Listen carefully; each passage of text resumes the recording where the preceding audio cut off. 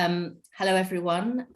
Welcome to this session on the question of what is eco-modernism, and it's a discussion sparked by an explainer that we recently published, authored by my colleague Helen, who's going to introduce it in a moment. And if you haven't had a chance to read it, do please do so at some point after this event. So to introduce myself, my name is Tara Garnett, and I'm the director of Table. Table is a collaboration between three universities, University of Oxford, the Swedish University of Agricultural Sciences, and Wageningen University and Research. And we try and dig into some of the contested ideas and topics that form the focus of disagreements about the desirable direction that food and the food system should be taking. In other words, we try and take a look at how and why stakeholders disagree about what some of the root problems are, causes of our problems are, and about what a good future looks like. And we try and do that by exploring some of the values that people, all of us, myself included, bring to our selection, use and interpretation of evidence and different kinds of evidence, and how that drives their arguments about what we ought and ought not to do. So we have produced lots of different pieces of work focusing on some of these kind of contested ideas. And one of the ones that we have been trying to take a look at recently has been this concept of ecomodernism. This is the focus of debate today. And what the way the format's going to take is my colleague Helen is going to introduce the sort of key ideas that emerge from the explainer she produced. And then I'm delighted to have a panel session with two opponents, as it were, when it comes to the idea of ecomodernism. One of them is Linus Blomqvist, who is a PhD student at the University of Vermont, but most importantly for this particular event, he's a past director of food and farming at the Breakthrough Institute in the US, one of the kind of leading proponents of eco-modernism. And as such, he's one of the co-authors of the Eco-Modernist manifesto that they published in, was it 2015? Or something like that, yeah. And so he's on, I guess, the side of eco-modernism. And on the other side is Sam Bliss, who is also a PhD student at the University of Vermont, who perhaps offers more of a kind of critical perspective on eco-modernism and comes more from a degrowth perspective. But this is a very simplistic way of framing what is, I hope, going to be a much more constructive and nuanced discussion for the next hour or so. So the format of the event is going to be, after Helen's given her presentation, we'll have a discussion between Linus and Sam with really reflecting on what Helen's written and on some of the ideas that have been drawn out, followed by a Q&A. So please post your questions in the Q&A and not in the chat. And then I'll take as many of those questions as I can and field them out to our panelists, and then we'll end with 5 minutes or so for Linus and Sam to reflect on the discussion we've had. So that's it from me, and without further ado, over to you, Helen. Thank you very much. I'll get my slides up on the screen.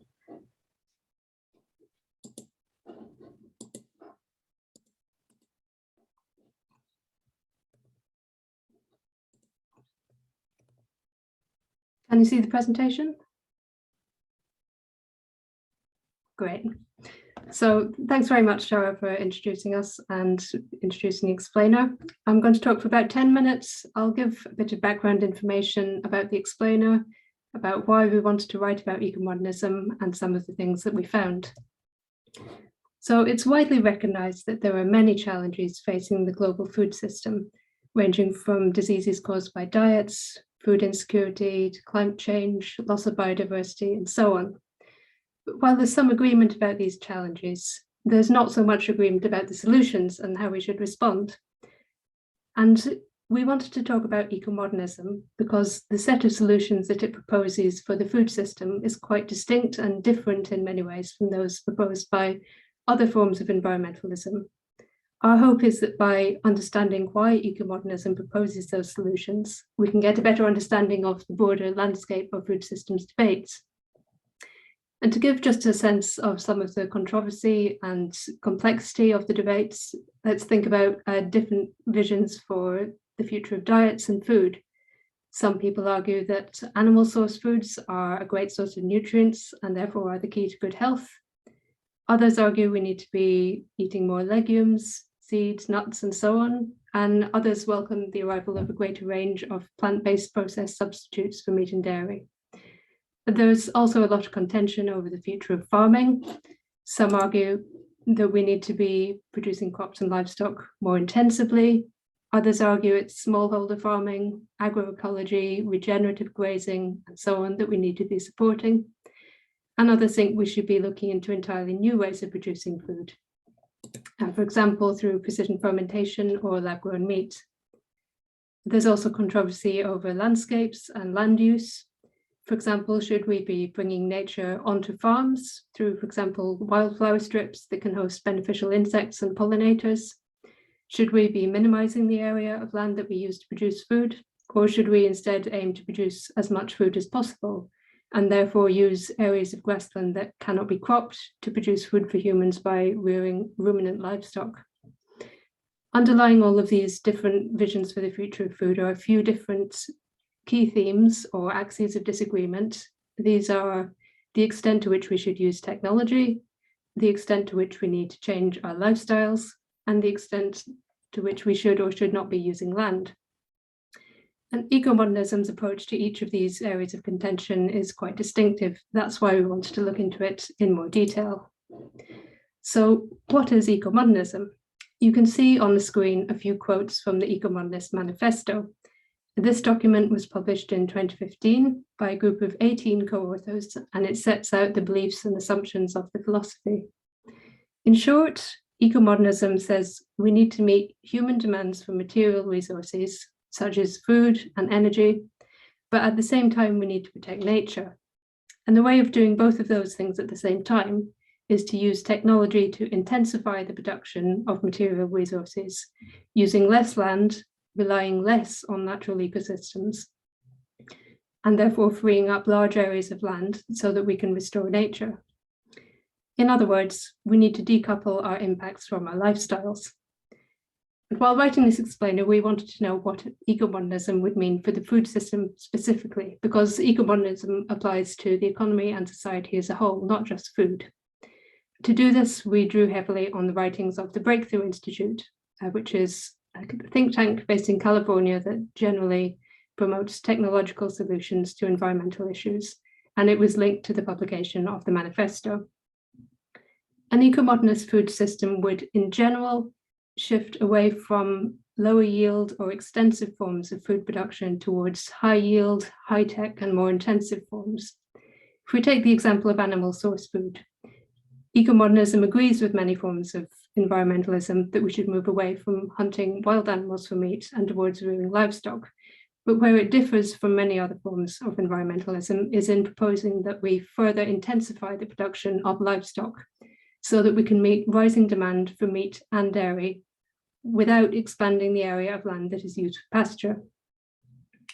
In regards to crop production, ecomodernism favors high yield techniques using technologies such as synthetic fertilizers, tractors instead of draft animals, tools such as drones or satellite imaging to monitor crops, and genetic engineering, for example, to produce strains of crops that are more resistant to pest damage.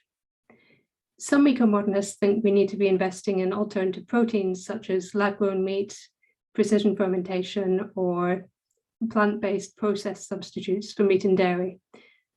But on the whole, ecomodernism doesn't place much emphasis on trying to actively reshape consumer demand or reduce demand for meat and dairy. Instead, it focuses on trying to meet material demand in the most sustainable way possible. Ecomodernism is highly controversial and it has attracted a lot of criticism, including from other environmentalists. One of the areas of critique is around the idea of planetary boundaries. And this is a well-known idea in the environmental community. And it's the idea that there are certain thresholds or limits or boundaries of environmental damage that we should not go beyond in case we cause irreversible damage. But some ecomodernists disagree with this framing, and some have critiqued the idea of the planetary boundaries framework, saying that it's scientifically invalid. Their reasoning here is that not all of the planetary boundaries are associated with a definite threshold or tipping point that we cannot go beyond. And they argue that if we have enough supply of renewable energy, then there isn't a meaningful limit to our levels of material consumption, because technological progress could enable greater material consumption without increasing our environmental damage. Another critique is around the risks of using new technologies. There's a principle that's well known in environmental circles, which is the precautionary principle. And this says, if there's a new technology whose impacts we do not fully understand, we should be incredibly wary of using it, especially at scale. But some ecomodernists disagree with this, and they use a different principle. And when writing this explainer, it was the first time that I personally had come across this. It's called the proactionary principle. And it says, if there's a new technology that could significantly reduce our impacts on nature, then the risks of not using that might be greater than the risks of using it, especially if we take steps to forecast and mitigate any side effects. Another area of contention is around lifestyle change. It's very common in food systems communities to hear calls for reducing our meat and dairy consumption. And speaking more generally, the degrowth movement thinks that we need to decrease our overall material consumption and seek other ways of improving our quality of life. For example, strengthening our community ties or working fewer hours. But ecomodernists usually take a different tack.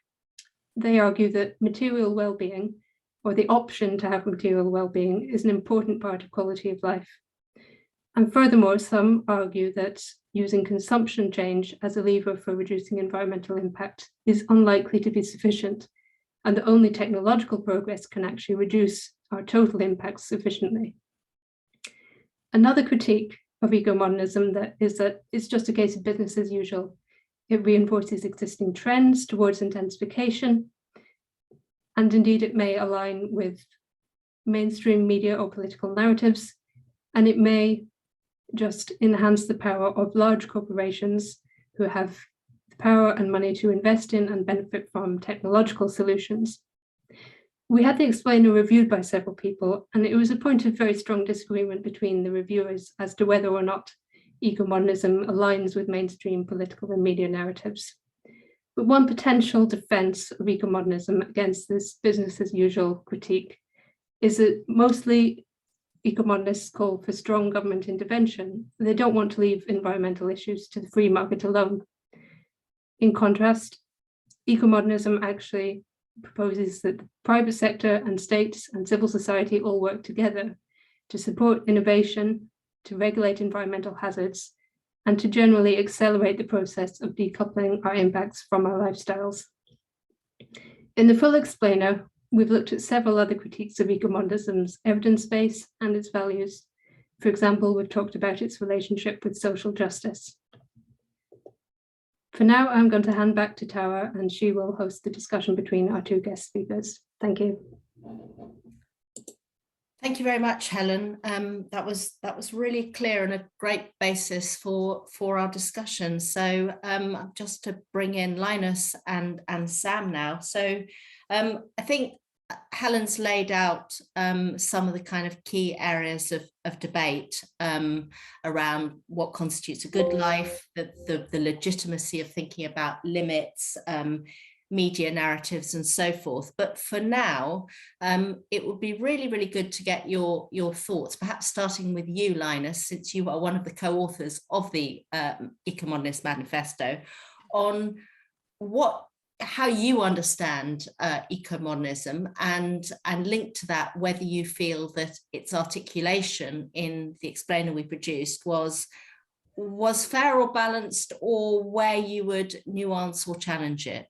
So yes, your thoughts there, please. Yeah, I think you did a great job actually in the explainer. I read the last version just yesterday and thought it was fair, pretty much across the board. So I applaud you for doing that, and taking it from earlier versions to where it ended up. So I don't have any quibbles with the way it's represented in the explainer, by and large. I think, to me, eco-modernism sort of landed really well with me in that it is at the same time this kind of idealistic, almost radical vision for the world to make it a better place for humans and nature, while also being realistic and not going against so much against the trends that we've observed in the world in the last, I don't know, 50 or 100 years. It goes a little bit to that critique that it's just business as usual. And I think, we're kind of taking the best parts of business as usual and accelerating them. And I think the end point where we want to end up is something that looks really different from where we are today. We would be looking at way, way stronger populations of, wild animals and plants and so on, much more biodiversity than we have today. Much lower greenhouse gas emissions, much lower risk from climate change, high standards of living for everyone, much less pollution. I mean, this is a pretty, it might come across as just sounding like, we're just going to keep doing the same thing that we've been doing, but the end goal is really quite different for me. And so that idealistic, I wouldn't say utopian quite, but that sort of vision for me is just really appealing. And it is appealing when you pair it with the sort of realistic and pragmatic nature of ecomodernism, that just takes the things that we're good at already and that we've shown that we've been good at, and that we've shown work and move us in the right direction, and kind of do more of those things. So we're essentially building on things that have been tried and proven to move in the direction that we want to move. So it reconciles this dream of a much different world with something that I can actually believe in that we can do. And I think for me personally also, it reconciled some of the contradictions that I felt inside myself in my past life as a non-eco-modernist. There are so many contradictions between the way I lived my life, the way I wanted to live my life, the way I saw people enjoy their lives around me, and what I was preaching or being preached about what things should be under a sort of more environmentalist vision for the world. I think I felt almost hypocritical actually until I found ecomodernism in a sense that could really reconcile what I thought were perfectly legitimate goals and ambitions with people's lives, and how we all can also find a way to improve the environment around us. So that's probably some of the things that are at the core of ecomodernism to me. Thank you, Linus. So recognizable yet radical. Sam, how would you understand ecomodernism, and what are your feelings about it, and how would you reflect on what Linus has said? Thanks. Yeah, I, like Linus, really appreciated the balanced perspective of the eco-modernism explainer that Helen wrote and just presented. So it aligns pretty closely with my understanding of eco-modernism as interested in using technology to address environmental problems, and especially with the concentration of human activity into smaller areas of the earth to leave more for other types of nature. I too was fascinated by ecomodernism. Of course, for me, it was after the manifesto came out that Linus and others had written that I saw, wow, this, and I was intrigued by how enticing it was to think, wow, we as like folks in rich countries could continue the upward trajectory of living standards for us. Folks in impoverished regions of the world could continue their upward trajectory of living standards. And through technology, perhaps the climate change could be stopped, biodiversity could start increasing. Like all those goals that Linus just went over resonate with me and with many other people who care about the environment, obviously. And I was also fascinated by the way that ecomodernism presented some realities that challenged some of the like core tenets of environmentalism. You know, it's inconvenient for environmentalists who spent their entire adult lives protesting nuclear power that nuclear power happens to be low carbon and climate change happens to be presenting itself as the premier environmental threat, if you will, or that factory farming, for example, concentrates human activity into smaller areas of land than extensive grazing that we tend to assume is better for the environment. So I was fascinated by that. And I, with Professor Yorgos Kallis, started undertaking a big literature review to see, okay, so what is the scientific basis of these claims of the ecomodernists, and do they hold? And of course, some do and some don't. But one thing that I want to emphasize from the explainer is where I've come to on ecomodernism is that the critiques of ecomodernism sort of all relate into something perhaps more complete. Sorry, I get dim when I get further away from the computer. Like urbanization and agricultural intensification and switching to more and more artificial technologies and more powerful sources of energy are ongoing processes, and they've coincided with greater and greater damage to the environment globally. And so thinking that accelerating those processes would turn the corner and start creating less and less environmental damage, to me needs a lot of evidence and also presents a huge risk, because if it doesn't work, then you're just making all those problems worse. And for me, the evidence isn't there that continuing and accelerating these processes that have led us to a state where the climate's approaching tipping points, biodiversity is threatened worldwide, that would turn the corner and go the other direction just isn't there. So I think that's my central critique of ecomodernism and where I'm at now. Thanks, Sam. So, I mean, I think if I understand you correctly, I think what you're saying is that all the things that ecomodernism argues are going to get us towards a better place, this greater efficiency, greater intensification, and a continuation and acceleration of the trends that we're seeing within society, technology, commerce, etc. today are actually part of the problem, rather than, as ecomodernists might argue, part of the solution. Linus, I mean, I think, firstly, how would you approach that? Would you agree with Sam's diagnosis? I think Sam is getting at something which is true to some degree, which is that these processes of decoupling of environmental impacts from economic growth have not yet gotten us to that place that I envision, with all the biodiversity coming back and our land footprint really starting to shrink and climate change getting under control. I do think, though, that that's not evidence that we couldn't get there.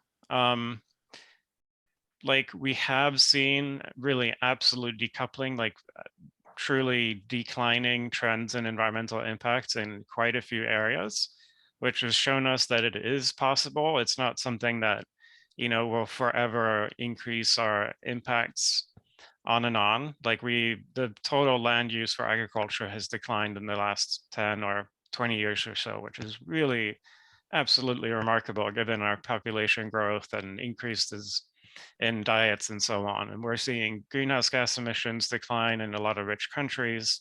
So there are examples of it really working. And I think in places where we haven't quite gotten there yet,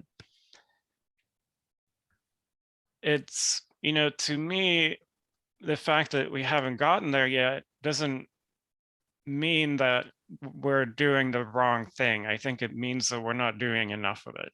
Because, as an eco-modernist, I wouldn't say that we just kind of throw our hands up in the air and let things continue just as they are.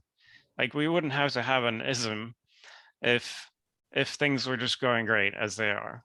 And so if those curves need to be bent, that's kind of the work ahead of us. We need to accelerate those transitions much faster to get that to that place we need to be earlier. But I think, it is kind of the best chance, this technological driven decoupling, for many reasons that I'll probably get into later, our best chance of actually getting to that place. There aren't alternatives, as I see it, that are more compelling than that. A sort of retreat back into some past sort of agrarian type of lifestyle, I think would just be making things even worse. And so the point that, we haven't seen absolute decoupling everywhere, it doesn't delegitimize the general philosophy of ecomodernism to me. It just shows us that we have more work to do. And that's exactly why why we go to work every day, that we have more work to do. And there's tons of things that governments and companies and so on can do. And I think also, like, in terms of where we are, Sam mentioned that we've seen these improvements in technology and we've still seen increasing impacts in some areas. I would ask what the counterfactual is. Like, if we hadn't had those improvements in technology, where would we be? Because we would clearly have, I think, a much larger population across the world than we have today. If you had been working with less efficient technologies, you might just have a larger footprint, a larger, larger greenhouse gas emissions and so on. So I'm curious, like, what is this alternative that would have gotten us to a better place now than to have had these, beneficial technological trends? And what's the alternative that could really get us to that place that would not use those technologies and that progress going forward? Can I just, because I'd really like Sam to address that, but to give a bit more shape to that question, I think you're using words like getting to places and so forth. And I think this raises the big question of where do we want to go, and the extent to which there are some differences in vision between the two of you. I mean, we're all agreed, you both agree that we need to address climate change, we need to protect biodiversity, people need to be nourished effectively, and so on and so forth. But does the granularity, the detail of what a good life might be and where we're actually trying to get to as a society, on and off the land, in and out of urban areas, the sorts of foods we eat, the sorts of relationships we have in the network of the food system, are they very, very different? And I think, Sam, perhaps you could keep that in mind as you respond to Linus. Okay. So Linus, you just said that without the like increase in efficiency for food production, energy consumption, the population would be bigger, and the environmental and global environmental impacts would likely be greater. And I tend to see it the opposite way, that it is the green revolution technologies that allowed global food production to quadruple over the last 40 years that have also allowed global population to expand so much.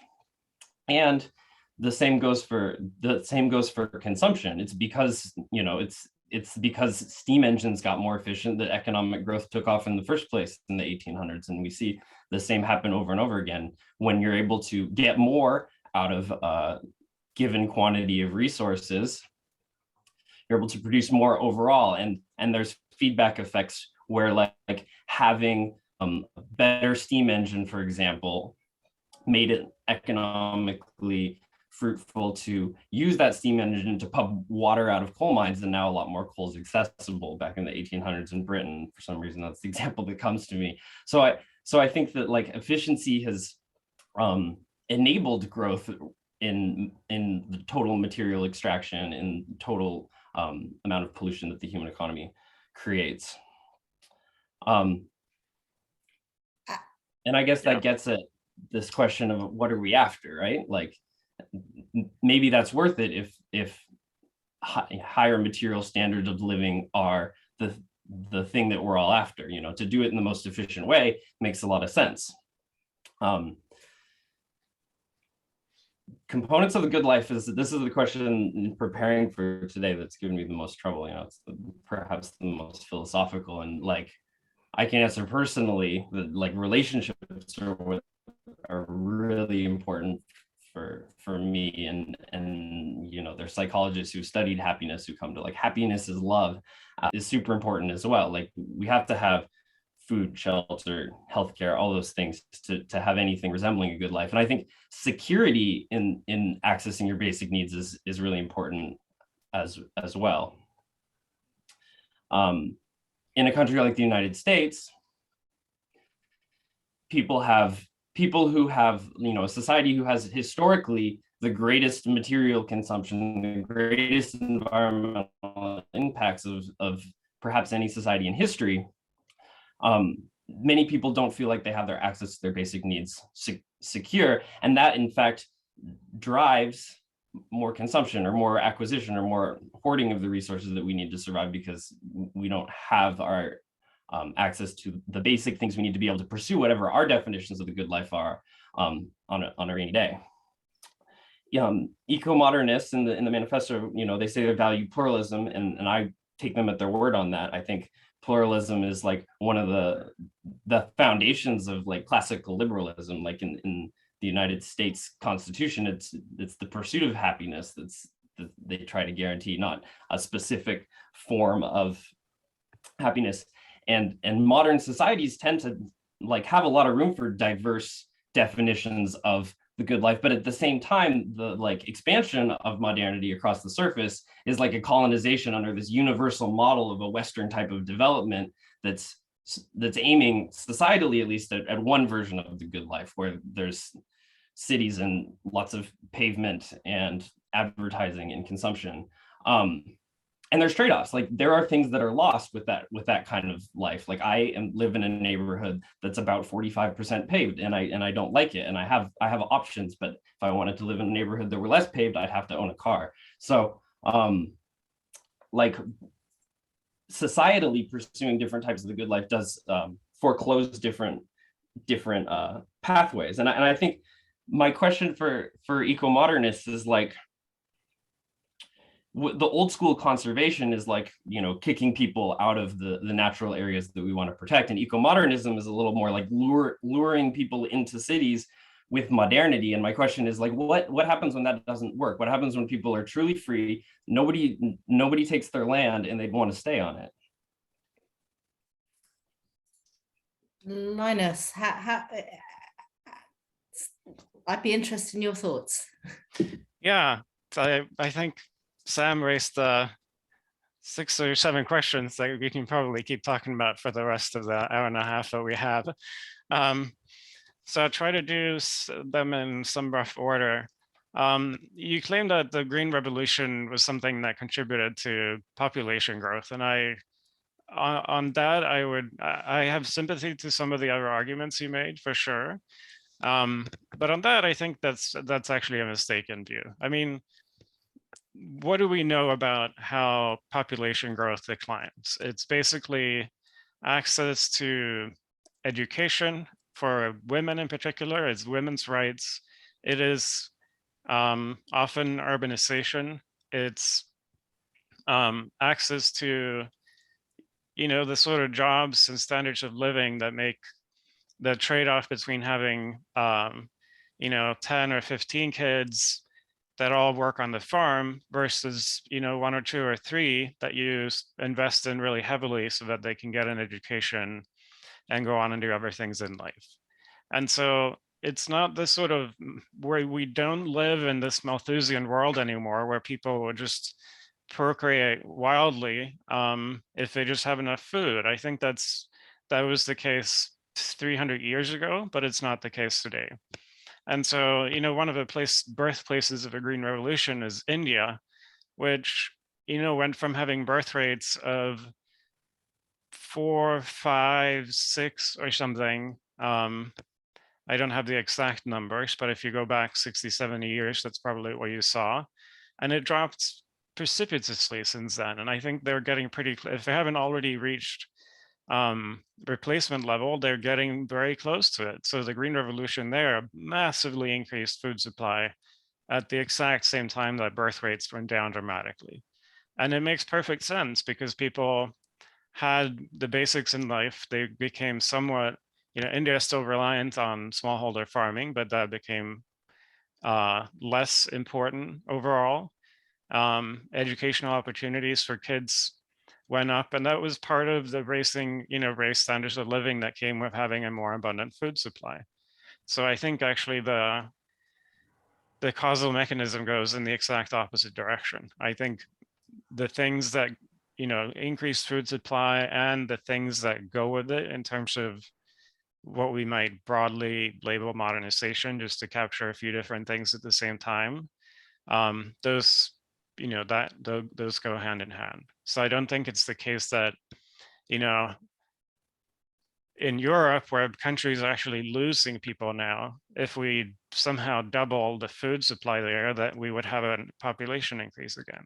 So I think that's kind of, I think it's really backwards to think about it that way. And then you brought up the point about rebound and economic growth. And I think rebound is certainly a phenomenon to reckon with. And I appreciate the fact that, what Sam said about that in part, like you develop a better technology, which might allow you have the efficiency to use even more of a resource. I don't deny that is something that's happened. At the same time, that's sort of one of the ways in which we've gotten to the sort of material standards of living that we have today. And I think a lot of people appreciate. And at the same time, there are other ways of getting to those levels of income and prosperity that would have driven an increase in demand for these natural resources anyway. So rebound kind of accelerates it in some ways.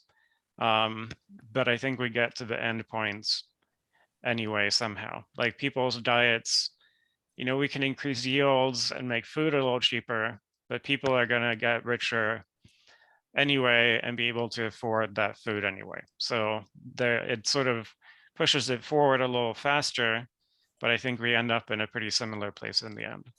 But I rebound is something to reckon with for sure, and it gets pretty nuanced there. And I think we could get into the details, but I don't think, to me, rebound is not an argument for abandoning a lot of the technologies that we have today and the sort of ways in which we accelerate those efficiency gains. I think it just means that we need to keep doing that while also taking other measures to, policies, governments, companies, and so on, to do complementary things that get us faster to that place with a more vibrant environment. You also said that the US has this sort of hyper modern society in a way. We've had a lot of technological progress, and still people aren't entirely happy, don't always have the opportunities. And I think there are certainly things that the US hasn't done as well as other countries have done.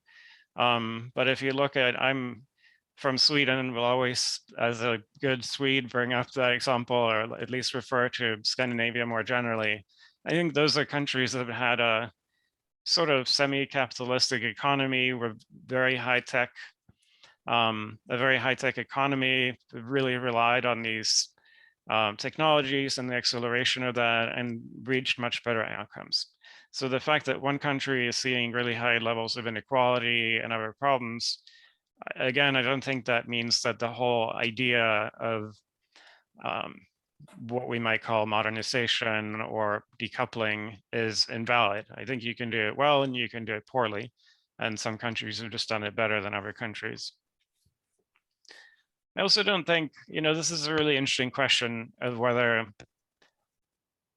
like this sort of Western lifestyle has been imposed on other countries, if it's been sort of a semi-colonial process or not, because we are seeing that a lot of countries, as they gain, move up the income ladder, they adopt lifestyles that are more similar to the ones we all enjoy in this panel today. And I guess one way to look at it would be that, it's just US corporations that want to make as much money as they can, and they sort of trick people into living those lives better, or the US government has some interest in spreading this sort of economic system. I don't know exactly how that would work, but I think it's a much more bottom-up process where it's not being imposed. I think what we're seeing, and this gets to the question of like, what is the good life to, is that when people have the opportunity to live something approaching the sort of lives that people have in Europe or North America, they'll take that opportunity. And it doesn't have to be some crazy excessive overconsumption. It's much more mundane, I think, what people are seeking. They want a house or an apartment. They want a fridge, a stove, maybe a car. They want to be able to travel a little bit. They want to be able to afford a varied diet. Those are just pretty basic things that people are trying to provide their families with. And that list goes on. And I think those are pretty basic things that if you just observe what people are seeking out around the world, if you observe what people are voting for and not voting for, if you're looking at the sort of legitimate governments pursuing across the world, it all looks a little bit like that. And there's nothing, absurd or imposed about that, I think, in particular. It's just what people seem to want. I'm not saying that they should do it that way, but it just seems like an empirical pattern that that's what people are seeking out.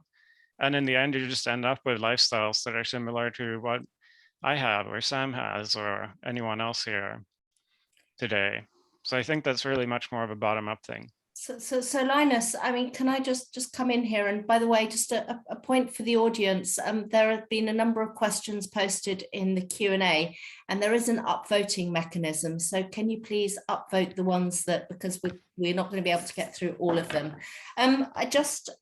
You were talking about perhaps this, let's call it the Swedish standard of living, which is pretty good by many standards. Do you really feel that level of, firstly, it's a three-part question for both of you really. Firstly, do you think that standard of living is actually possible for 10 billion people on this planet? Secondly,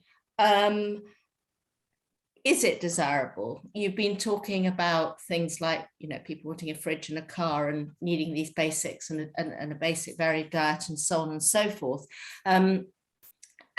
Tellingly, and the list goes on. I think I'm quoting you there. So I guess the question is, when is enough enough? And that's a question that we apply to ourselves within, again, on this panel, in our comfortable homes and so forth.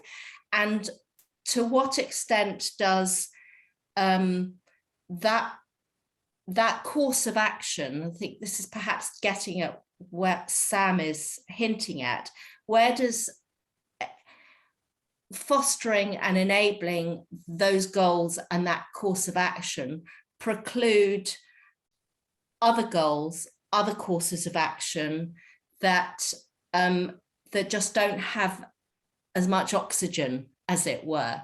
So it's not that these goals for security, for stability, for diversity, for being having these things are bad in themselves, but they lead to a kind of failure of the imagination of other ways of being in relation to other people and so forth. So I guess, Sam, I'm sure you could perhaps put that much better than I've just put it, but is that sort of what you were heading towards in some of your comments to Linus?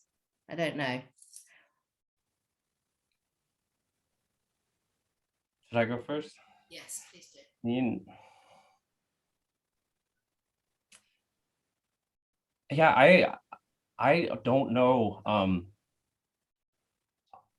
whether, yeah, I guess I can't say what people's definition of the good life is, or the extent to which there's like this bottom-up process of going toward a modern type of existence. You know, we can bring up tons of examples where the process is forcible. You know, indigenous communities whose land is flooded for a dam and forced to urbanize and integrate in modernity. On this continent, we saw, you know, Native Americans' children being forced to go to residential schools that were made to literally take the Indian out of the child was the idea, you know, to modernize people, and that's ongoing in many parts of the world. You know, there's forced urbanization in China, where they're bulldozing villages and building high rises and displacing people that way. And at the same time, many people quite voluntarily, I mean, you're never free from social forces and circumstance, but quite voluntarily go to the city trying to get money to send back to their family, bring more people to the city, or build a bigger and better house in their village. And so, because it's so complex, and both stories are true, you know, the push and the pull, I suppose. I tend to focus on, in us, we who live in rich countries have the responsibility to take up less ecological space, to demand fewer resources, because so many of those resources are taken from the environments that other people are relying on in their countries and other parts of the world. So if it really isn't the like more efficient technologies that themselves have created growth, then why can't we just have those more efficient technologies and degrowth at the same time? You know, like I don't think in Sweden or the US anybody's arguing that the like mean income per capita is what's needed to live a good life. In the 1970s, people in the United States who had the average income had a lot, and that was less than half of what the average income is right now in the United States. And we've seen material extraction rise, the material footprint, the materials that are taken from mines and oil wells and forests and farms have risen 1-to-1 with GDP globally. Linus. I went off a little bit. So I think what you're saying is that other courses of life, other ways of living have been actually snatched away from people in some respects, and that in the global north, among affluent consumers such as ourselves, actually we really need to reduce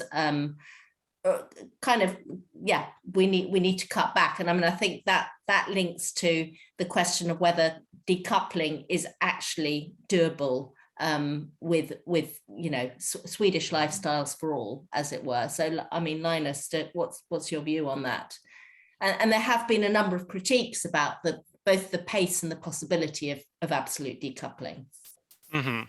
Yeah, let me get back to your earlier question about, you know, is it possible for 10 billion people to live like people live in Sweden? I think it is under certain circumstances, absolutely. It does require a pretty different set of technologies than we have right now. I do think that we can get there.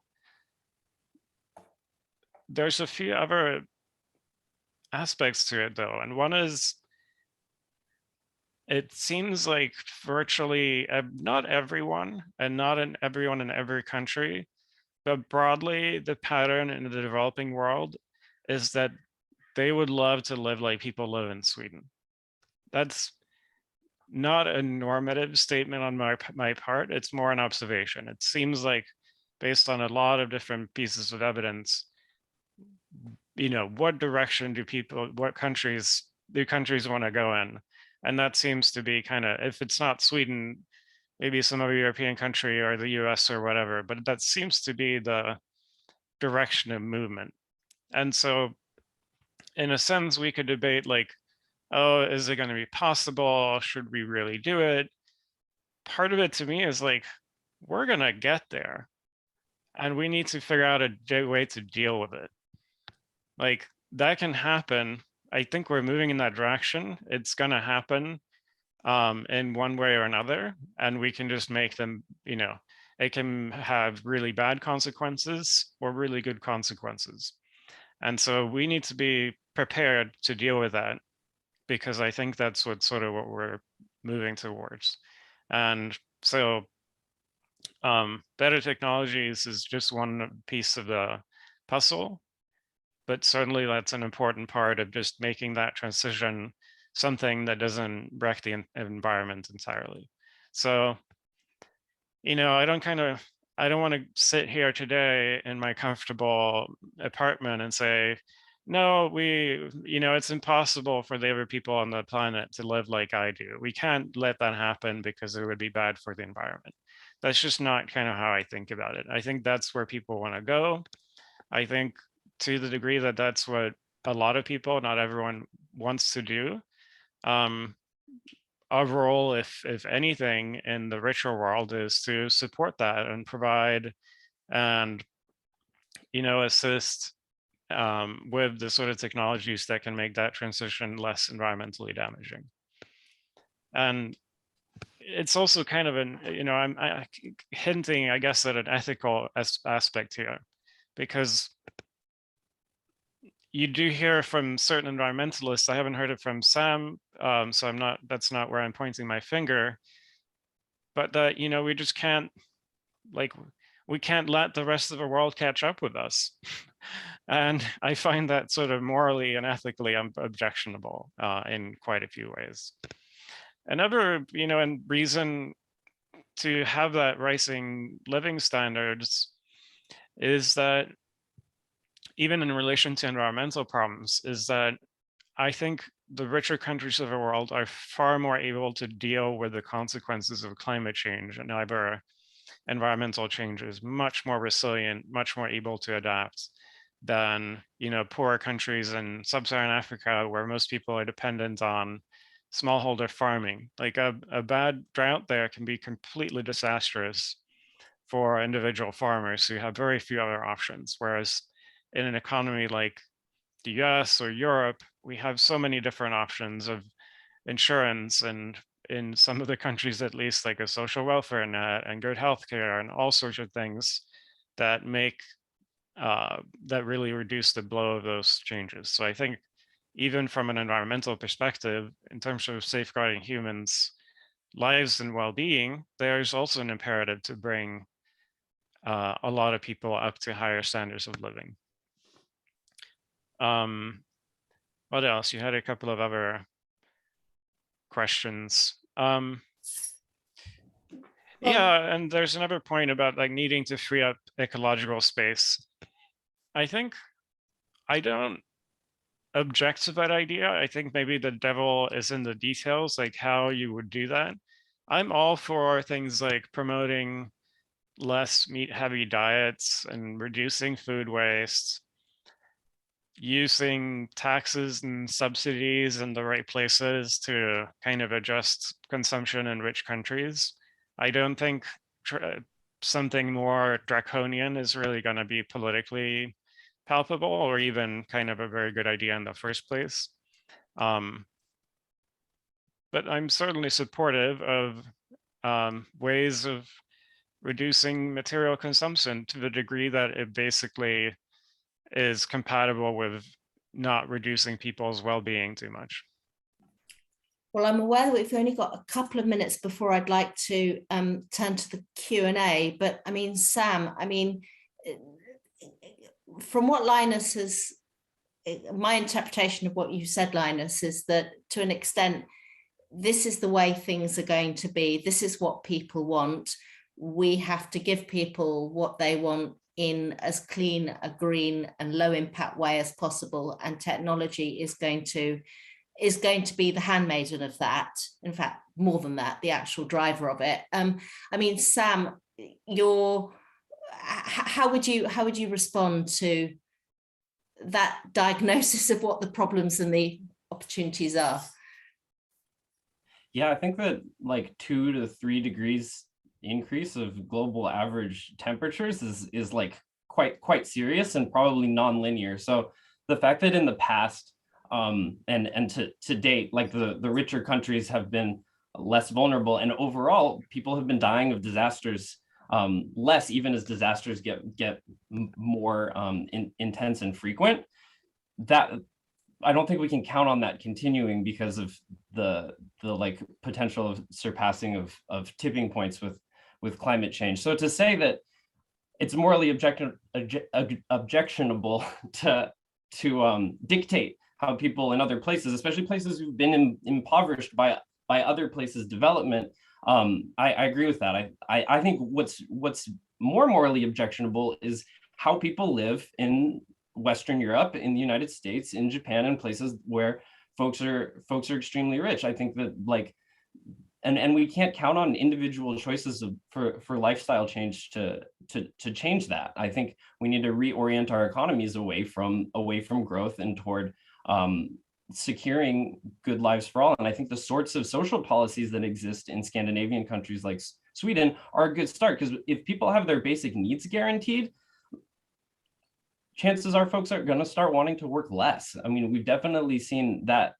happen over the past 150 years of industrial capitalism, from the 16-hour workday to the 8-hour workday to now like the 4-day work week in a lot of places. And working less often means producing less. I don't know. I think it's tricky, like how you get to consuming less. I don't think anyone's figured out. It's sort of the same, in the same realm of problem as what Linus talks about with ecomodernism. For Linus, if you don't mind me trying to paraphrase what you're saying, it's like, we're going to have a bunch of people consuming like Europeans, and so we need the technology and policy to make that possible ecologically. And on the degrowth or more environmentalist side, it's like, we need to figure out how to consume less, and we need the right policies and probably technologies to figure that out too. I mean, one common misconception about those who like me are for degrowth is that we want to achieve all of the like reduction and extraction and pollution through less production and consumption. No, I think like we all agree that we need to switch to renewable sources of energy and other sorts of technologies that are better for the environment in different ways. It's that I don't believe the technology alone is going to create that vibrant, flourishing Earth with a stable climate that we want, and that we might really need to continue living in anything that resembles the civilizations that we do today. So, to sort of get at this question of like whether there's strict ecological limits, this is something we're prompted to talk about. I think that ecological limits are a bad framework for what are actually like thresholds beyond which might lie an inhospitable Earth for humans, and that framing of them as limits has caused a lot of problems. In the 70s, folks thought oil or the other resources were going to run out, and there was limits to growth. But the problem is that there were no limits. They didn't foresee fracking and deep sea drilling and tar sands. The oil's never going to run out. We're going to burn the climate first. So I think what we need is social limits, and there's a lot of different societies in history that have had institutions, whether cultural practices or strict rules, that limit their production and consumption, that limit their growth, that expend their surplus rather than reinvesting it to expand. And so we need to figure out ways in modern society to impose social limits on ourselves. There's precedent for this, but there's also precedent for not doing so, and many different societies have experienced some sorts of collapse, and that's something that folks who've lived through may not have known they were going through collapse. Change happens slowly, but the key point is the like, if everyone's living like Swedes and we just hope the technology works itself out, then we could see ourselves in a 3 or 4 degree future above pre-industrial temperatures. And you know, what the climate scientists say is that that's incredibly dangerous and can set off feedback loops that turn it into 5 or 6 degrees in a matter of decades. Yeah. Thanks, Sam. I realise we're entering the Q&A part of the evening, and there's quite a challenging question here for both of you, which says, from someone anonymous, who says, I feel like both visions' trajectories are inherently risky. Who says that accelerating intensification doesn't cause more problems? But also, who says degrowth is possible without increasing poverty? How do you balance those risks, and what evidence is available to assess those risks? So, I mean, Sam, since you're on a roll, why don't you carry on? They are both risky. But what's much, much more risky is business as usual. I think I'd prefer an eco-modernist future to this sort of capitalist future that we have going on right now, where we let corporations decide more or less the trajectory of the Earth system. So I think I resonate with like the eco-modernist call for government support for technological innovation, and I, to the extent that folks who happen to be from Sweden, like Linus, are into social policies that help guarantee people's access to basic needs, I resonate with that as well. The question was, what evidence is there? Yeah. There's evidence that what we're doing is not working. That's what comes to me first. There's evidence on small scales and individual cases. I'll speak from the degrowth side, but because the call is to consume less as at the level of society, the evidence we have is from recessions, where a lot of human suffering is caused because in a capitalist society, when the economy fails to grow, people are out of jobs. A lot of suffering comes because of unmet needs.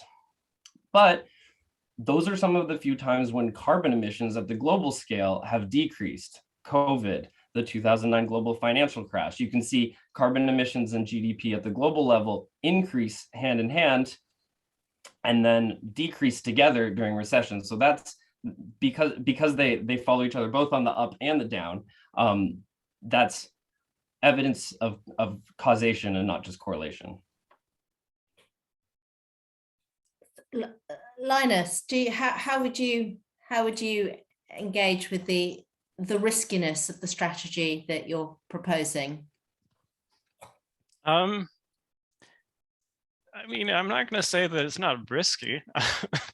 You know, anything with 10 billion people on a small planet, with lots of unintended consequences of any action, be it the sort of decoupling approach or degrowth approach, is inherently risky. So I'm definitely not one to sit here and say that, oh, it's going to be fine and dandy if we just do the right things. So yeah, everything is a little bit of a gamble. I think what I'm thinking about is like, what things can we do that we have pretty good evidence that they can at least take us in the right direction? And to me, decoupling and using technology to improve efficiency, we know that it hasn't necessarily been enough to bend the curves everywhere. It has, as I mentioned before, done it in a few places, but not yet anywhere. But we know that we're good at innovation. We know that we're good at improving efficiency and achieving relative decoupling. We know all of those things work. We have, I think, much less evidence that turning back to some more pre-industrial kind of lifestyle would improve environmental outcomes. And I think, I'm not even saying that's what Sam is really suggesting, but if that was a kind of something underlying the question, I wanted to address it. And I think it's, to me, to kind of put a lot of weight on being able to, in some really substantial way, reduce people's consumption beyond like, oh, I'm gonna, we're gonna be eating vegetarian 3 days out of 5 or something like that. That's pretty moderate, like a really dramatic decline in material consumption. I think it's something that we've not seen, and I have a really hard time thinking of a scenario where we can actually make that happen. Like, people are basically like wanting to kick out our president here now because gas prices are 20% higher. It's like people say they care about climate change, but when it really comes down to it, that they care about their consumption. Like, if they can't drive as far, people are really upset. And so an agenda that relies on basically things that would have at least a real challenge of maybe lower wage jobs or unemployment or higher prices, that to me feels risky. And I would love to hear Sam kind of elaborate on how to achieve it, because maybe I don't understand, all the smart ways in which you could do it. But that seems to me like something that hasn't really been tried or proven successful in a lot of places. So that to me seems risky. Sam, how would you respond to that? Then I'll get on to the million of other questions that we have. But yes, carry on. No, I agree. I mean, in France, you saw the Yellow Vest movement, for example, also an increase in energy tax made energy more expensive. That was framed as a carbon solution policy.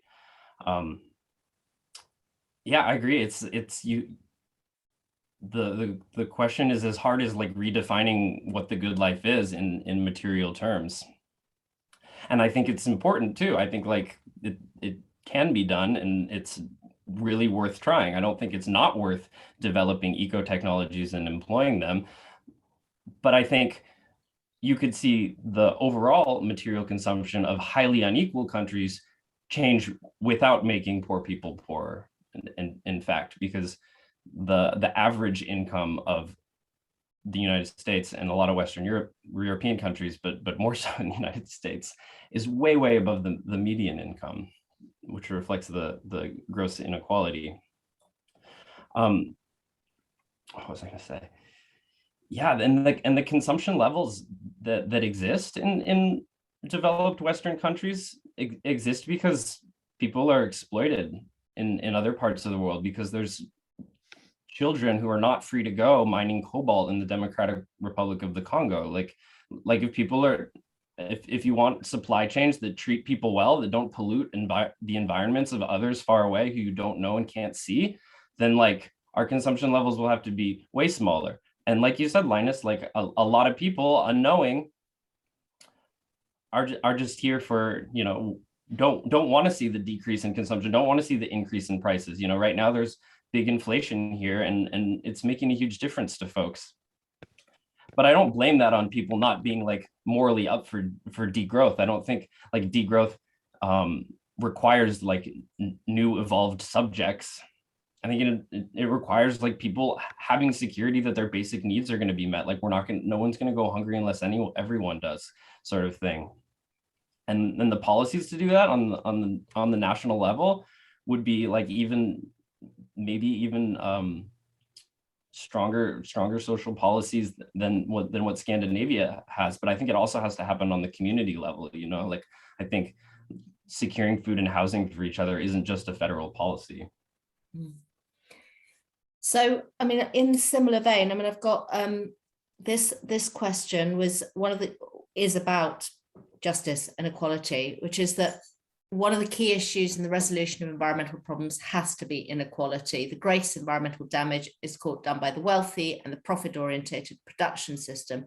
So how does ecomodernism address this problem? I mean, I think bringing in Sam's point that the wealth is propped up by injustice in less seen parts of the world, and the fact that the profit motive has caused a lot of damage to date. So how does ecomodernism address that? question? Right. I think that was like 3 or 4 questions almost in one. I would definitely agree that inequality is of really utmost importance here. And I haven't reread the Eco-Modernist manifesto lately, but I have a feeling that if I were to rewrite that today, I would talk more about inequality. I think a lot of eco-modernist thinkers, and including the folks at Breakthrough, have thought quite a lot about this in recent years. But I think if all you've read is the manifesto, I think it's fair to say that we don't really pay enough attention to inequality. But I, at least personally, I put that very, very high up on my list of things to address. And I think, again, some countries have done that a lot better than other countries have. There's a question about like the profit motive and profit-oriented production. I think I don't think it's a solution to move away from the profit motive entirely. Like I have a hard time imagining that economy. You get to something like the Soviet Union maybe, where you didn't have the same kind of profit motive, but you really did have a bunch of other issues. And I think, there's a basic kind of argument for freedom for individuals to be able to start their businesses and do that because they want to better their lives. And that's sort of a very mundane version of the profit motive. So I don't think we're going to kind of, if we just get rid of the profit motive, things will get better, because then greed won't be such a big problem. And that's what's driving all our issues. I think the profit motive needs to be well contained and sort of regulated and carefully thought about in a broader system of social policy, with environmental regulations and all of that sort of stuff. But again, I don't see a world being better without a profit motive. I think that's fundamentally, if it's regulated well, it's a pretty healthy thing. And like everything I say, my computer and my webcam and my chair and everything, I'm using in my day-to-day life in some ways comes from a profit motive, and it's not a bad thing. And I think it's right, the wealthiest consume most of the resources. I think is true. They probably don't consume more land or food than other people, but certainly probably consume more fossil fuels. I'd be curious to see how it scales with wealth. Like how much more carbon emissions does a billionaire have than someone who makes $50,000? I don't know if that's some sort of nonlinear function, but if we reduce inequality, which I'm all for, we might get to some of those problems. And I think there's way fewer ultra rich in some European countries than there are in the US, which has this really massive inequality. I have a question for Linus regarding climate tipping points and planetary boundaries. So as far as I can tell, eco-modernists are often skeptical of the idea of planetary boundaries, but in the critique, the eco-modernist critique of them that I read, there was an acknowledgement that there are actually tipping points in the climate system. So my question is, why do you think it is that more eco-modernists are not more vocal about the urgency of avoiding climate tipping points? I think the eco-modernists I know and respect, they're pretty vocal about doing things about climate change. I don't know if they're kind of, that's like if you ask the people at the Breakthrough Institute, like reducing the risk of climate change is pretty much top of their agenda.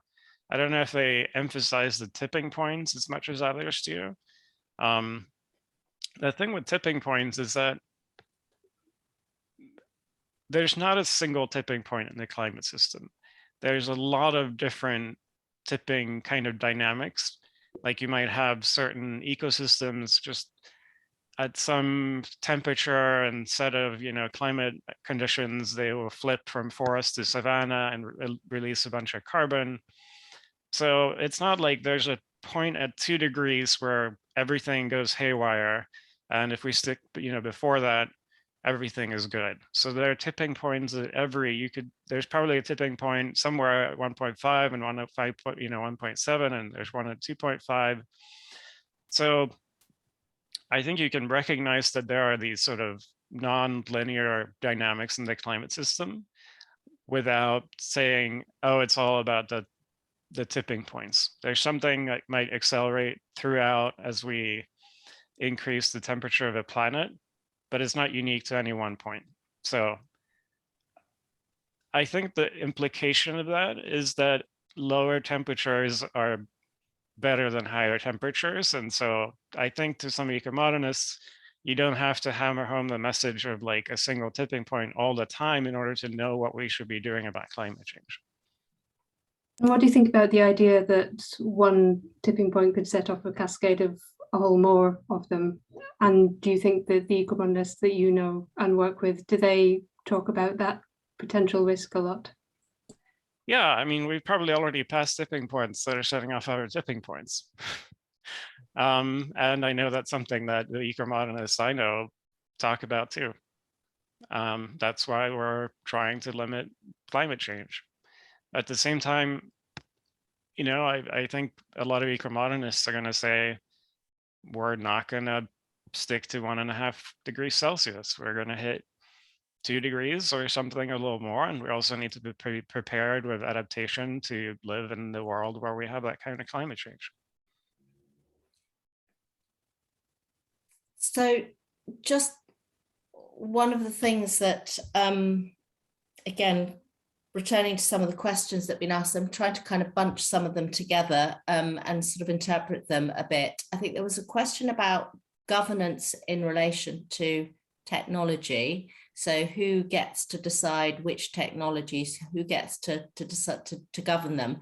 And linked to that, there is a question about how ecomodernism might play out in the context of lots of different countries working together, trying to share resources equitably, who gets representation when it comes to decision making, and the sharing of political and economic power, and so forth. So if ecomodernism is a kind of grand goal or strategy, who gets to plan it, to decide it? How is the governance to be arranged?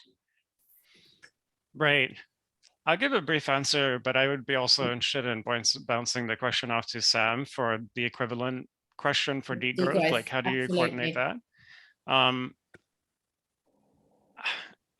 What I don't think I would want to see is some kind of global committee for any ecomodernism or degrowth or anything else. I think the prospect of a global government that some people think is necessary, that just terrifies me.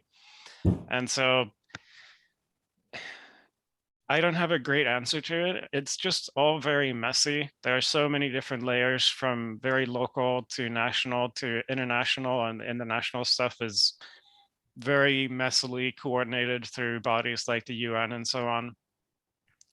I think we're probably doing about as well as we can. I mean, you're looking at the Paris Accord and various UN-based agreements where countries come together in ways that further the global good as well as national interests. So honestly, I have a hard time seeing something like really radical change in that way, because people are mostly interested in what happens in their, individual countries. And so I think it's a lot of this sort of more global stuff is just going to have to be some kind of messy coordination between nation states, and not something that's going to have a much higher level of top-down authority.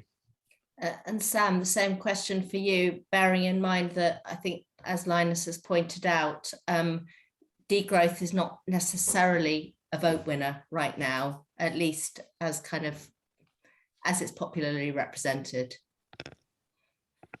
In the the Yale climate opinion poll that they run every year, often they ask the people about prioritizing, would you prioritize economic growth or environmental protection? And a few years ago, they ran that question, and all 50 US states, people prioritized, over 50% of respondents prioritized environmental protection over economic growth. So I'm not so sure that degrowth is as unpopular as it's made out to be in the media and by opponents of degrowth. Because the macroeconomy is such a large abstract thing, we've been trained to associate growth with good to the point where we even say personal growth, when what we mean is improvement, not anything physically getting bigger, numbers getting higher. However, I think that the degrowth, the coordination, like the geopolitical problem is intense, and I'm not satisfied by any of the answers yet. You know, who goes first in a competitive world where having less productive capacity can be mean you're more at risk in a situation of war. I'm heartened though by countries who know that they consume too much starting to make steps toward going first. Scotland and New Zealand, and there's a couple of other countries have, like, you know, at least symbolically signed on to this well-being economy thing where they deprioritize GDP growth. And I think, you know, countries need to look at a suite of indicators of what they care about instead of say growth makes things better. Say what we care about is that infant mortality is low and that literacy is high and that carbon emissions are decreasing at 10% per year. You know, I'm like, it's great that decoupling has happened in some 32 countries or whatever the Breakthrough Institute report says about it, but emissions in those countries are decreasing at 1 to 2% per year. Like, I think there's still an extremely strong case for producing and consuming less such that emissions can decrease faster in those countries. Because if emissions don't decrease at 10% per year or something like that over the next few decades in the highest emitting countries, then we're basically fucked, excuse me. Yeah, yeah. And so Linus, just one comment that somebody made was that Sweden, which is a model of many, many good things, has also quite high per capita emissions as it stands, and that therefore, I mean, I'm not sure if Sweden is one of the examples of a decoupling country, but that the level of challenge is high.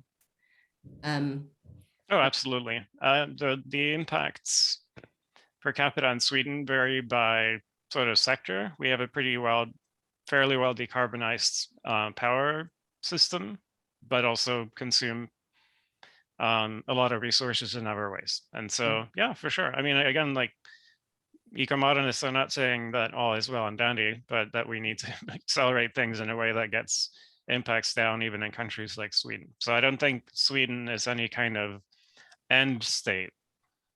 It might be pointing us in the sort of trajectory we want to move, but it's not done. We're not done there. No.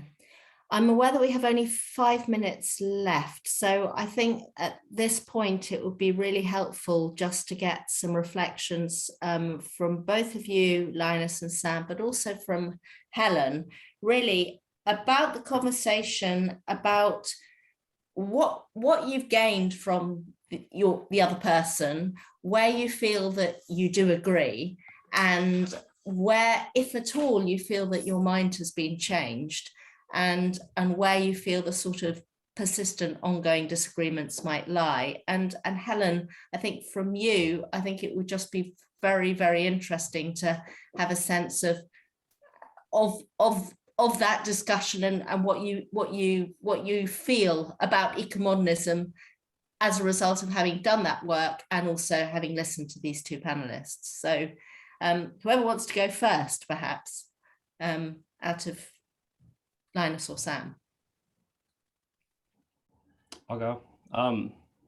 I've enjoyed the conversation.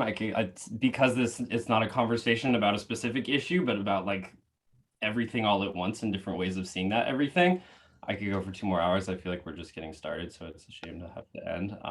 I want to say, like, we're focusing in on points of disagreement, but a lot of the things that Linus says that I didn't respond to are because I see it more or less the same, or would just be picking nits in differences, I guess. So I think, like, I appreciate that. And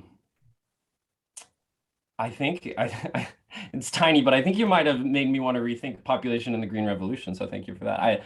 I totally agree with the, in today's world, the way to slow population growth and reverse it is women having control over their bodies and family planning and access to contraceptives and those things. It's not a question of food availability. So, and maybe that's the case in the 50s through the 80s when the Green Revolution was happening too. I don't know, but thank you for that. And thank you for organizing this conversation and inviting me. Thank you. Again, 2 more hours over beer. I wish we were in person. If only. Yes, Linus. Yeah, I want to thank Sam. I think we've had a great discussion, very civil and very constructive, and I've really enjoyed it. So thank you for really making the effort, I think, that you've done to sort of take in what I've said and process it and give thoughtful responses. So I'm really appreciative of that. I think a couple of things. One is that are maybe unresolved and hard to resolve is, you know, we might be seeing relative decoupling in some places, absolute decoupling in other places. But there's the question, like, what is fast enough? Because I can extrapolate those trends and see that population growth is slowing, economic growth slows in richer countries, technological progress continues, and we will see a peak in absolute decoupling, even almost like in a business as usual scenario in a few decades. I'm hoping we can bend those curves further. But what's fast enough? Like how, if we're really like, we have to stay under 1.5 degrees Celsius, we're probably not moving fast enough. Yeah. And so does that then mean that we need more draconian policies to cut back?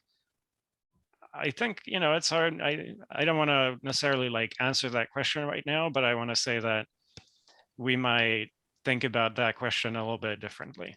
And it's more of a subjective call, like what's fast enough? What are the trade-offs of moving faster versus slower? So that remains, I think, pretty open-ended. Thank you. I'm going to have to cut you off right now. It's very disappointing for me as well, but I want to give a little bit of time for Helen. But if you could type your final comments in the chat, that would be extremely helpful. And then we've got them captured. But Helen, over to you. Yeah, well, thank you very much to both Sam and Linus for taking part in this conversation. It's been really interesting to hear what you have to say. And it did seem to me that there were certain areas of agreement, or at least overlap in the sort of range of acceptable solutions. I think you both seem to agree that people need security in accessing their basic material needs. Maybe there's disagreement over the level of lifestyle that is desirable. And there seems to be some agreement that there are rebound effects in action and that those need to be combated or regulated somehow. Linus, I was surprised actually to hear you say that you were okay with taxes and nudges to reduce meat consumption and so on in rich countries.